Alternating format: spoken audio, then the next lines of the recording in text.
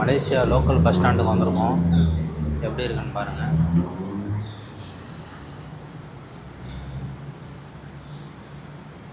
உள்ளேயே பாருங்கள், பிளாட்ஃபார்ம் பிரித்து வச்சுருக்காங்க. அந்த பஸ்ஸு நிற்கிற இடத்துல வந்து அந்த பிளாட்ஃபார்ம் டிக்கெட்டு என்ன டிக்கெட் நம்பர் போட்டிருக்கோ அதுக்குன்னு தனியாக ஒரு கேபின் கொடுத்துருக்காங்க. இது வந்து 12, நம்ம வந்து P9 உள்ளே இறங்கணுன்னா பஸ்ஸு நிற்கும். நம்மளுக்கு இன்னும் ஒரு 1/2 hour இருக்குது. ஆனால் பஸ் வந்துருச்சு. காட்டுறேன் பாருங்க.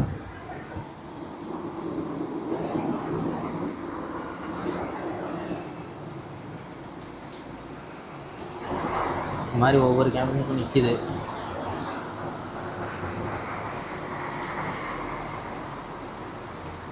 பயங்கரமாக பண்ணியிருக்காங்க. இது வந்து லோக்கலுக்குள்ளே போகிற பஸ் ஸ்டாண்டு.